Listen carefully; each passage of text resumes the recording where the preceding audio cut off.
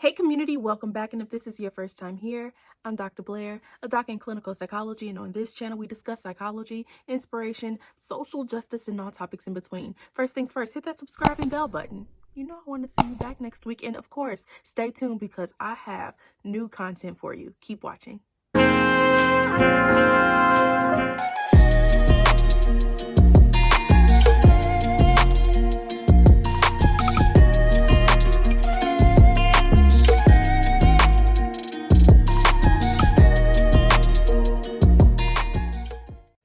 All right, so before we jump into this new topic for this month, I just want to say thank you all so much for your participation and allowing me to get a little bit of rest off camera last month. And so this month I am back on camera with some new, fresh content, which is really surrounding a lot of the things that I am seeing, at least within the area of the US that I'm in, which is in Chicago. And I know it's impacting multiple states around Illinois.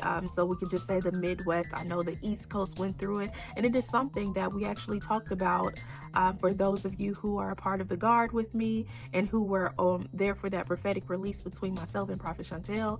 So we talked about how the weather is impacting us in various different ways. And I want to dive in a little bit more because after sitting and thinking, I'm like, actually, the weather is having a huge impact or could have an impact on our mental health. And I'm sitting and I'm thinking about previous conversations I may have had here on YouTube, and I've definitely had it on other channels that have invited me to come around how the wintertime impacts our mental health and may increase symptoms of depression. But I want to dive into some of the things that we're seeing this summertime, which may be slightly different than what we normally see. So per usual, you know the protocol. If you see me glancing down really quickly, I'm just taking a quick look at my notes to make sure that I'm going over every point that I have intended to go over with you all. So with all that being said, without further ado, let's talk about these changes in the weather. And so maybe over the past few weeks and some change, we have seen the nation experience a drastic change in our air quality. If you're in a metropolitan area or an area like Chicago, a major city, you know that the air quality typically is already not great because of emissions and a lot of driving and things of that nature, factories, so on and so forth. But the fires that have been going on in Canada, the smoke has drifted to the US. This is what we're being told. Not to start a conspiracy, but I want to talk about how the poor air quality, or what was being called very unhealthy air quality at one point here in Chicago, literally last week, it could have an impact on your mental health. And so I want to just kind of bring attention to these particular areas. You may have already experienced this and didn't even recognize it, and if so, then you are not alone. So some things that we may see happen is the poor air quality actually has an impact on worsening depressive symptoms. So if you're someone who is already experiencing depressive symptoms, then it is possible that the poor air quality may have worsened or may have deepened or intensified the symptoms that were already existing.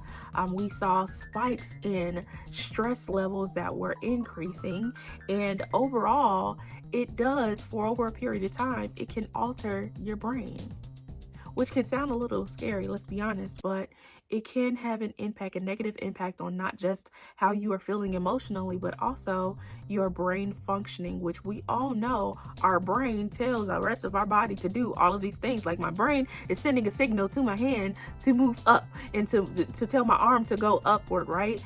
And to point, or whatever the case may be. And so our brain is majorly involved in all of our bodily functions. And so this is not just psychological, but this is also a physical thing. Now, you already know I'm not a medical doctor, I'm not a physician, so I won't step into a territory that is not mine to step into. But I will say that neurologically, which is my territory, it can have an impact on our brain activity, our brain functioning. And so that not only influences the body, but yes, it also influences our hormones, which has an impact on our emotions and our mental health. All of it intertwined and connected with one another. Some other things that we see is an increase in anxiety, which is separate from the stress. Anxiety is specifically worry, fear.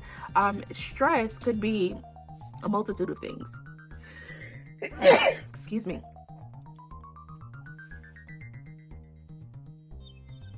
And so lastly, I want to bring attention to our youth. I think that it's really important that as caregivers, as the adults in our youth's lives, that we give them special attention, because they are at a place where they are still developing. They're developing physically, socially, emotionally. There are so many areas of their life that they are still developing, and so they require a different level of attention and care.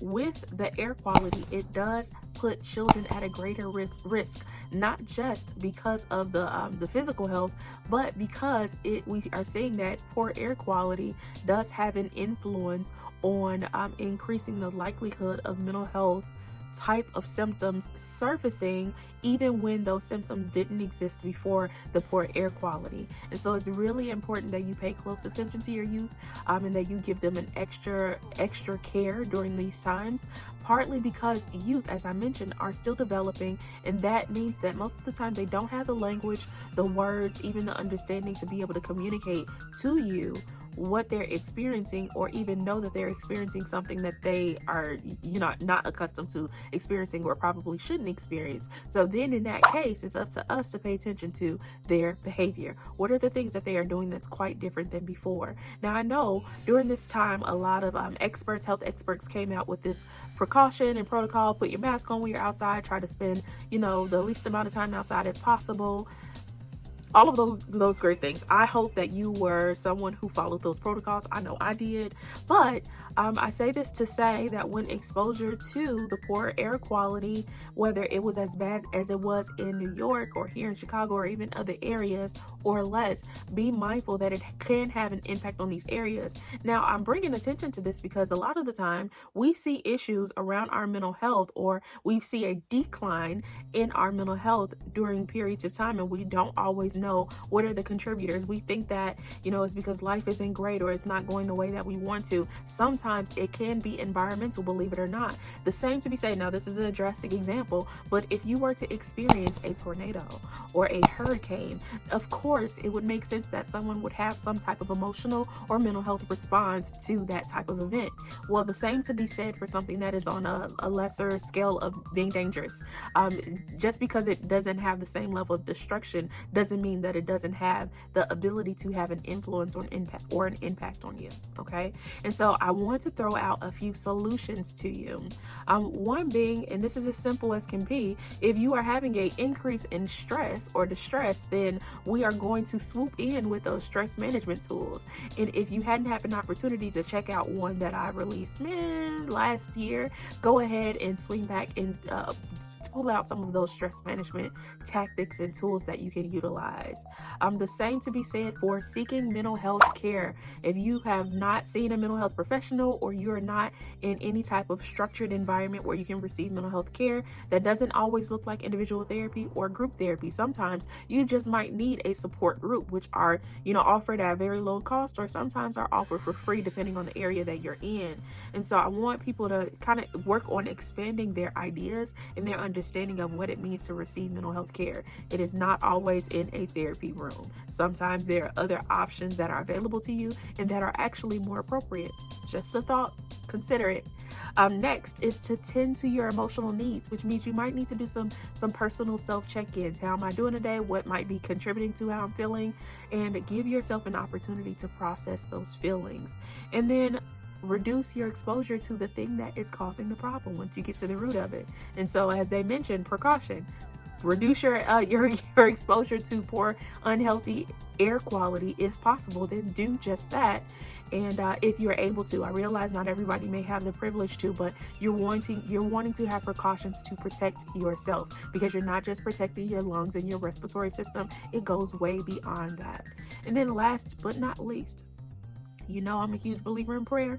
Y'all know I'm a believer. I'm always going to point you back to God. And so always going to Him.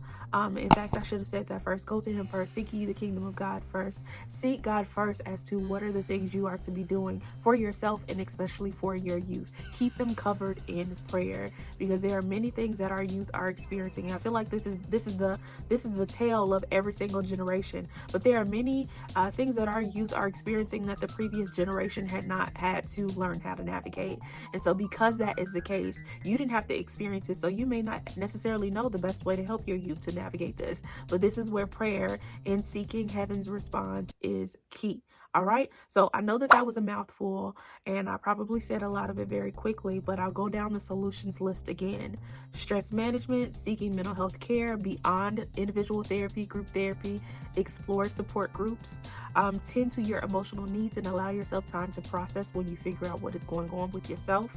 Reduce your exposure to the problem or the precipitating factor. And lastly, cover yourself and your youth in prayer. Lastly, but not lastly, first. I wrote it in the order, y'all. Forgive me. I reread it in the order I wrote it. All right. Now, before I close, I last week announced that the Battlefield Conference is returning November 11th, 2023 again here in Chicago. So I want to be sure that you all are saving the date because I will be releasing registration and opening that up very soon. Now, with that being said, because it's opening really soon, it's important that you not only block off your time for that one-day conference, but you also are keeping connected with me on various social media platforms. So my information is there in the description box at Dr. Blaire across all platforms. That's Facebook, Instagram, and of course here on YouTube. And be sure that you're connected in all of those ways so that you can be the first to catch that deal for the opening of registration. And we are opening it up a lot earlier this year than we did last year because we knew that there were some of the feedback that you all gave us last year was that you may have needed a little bit more time to register. Well, we listened and we have applied your feedback. So I'm hoping and expecting to see you all there. Like, comment, subscribe, and share with your community, and be sure to share with someone specific who needs to hear a bit more about how the weather impacts our mental health. And of course, remember, before you go and I see you next time, if I'm great and you're great, then we're a great community.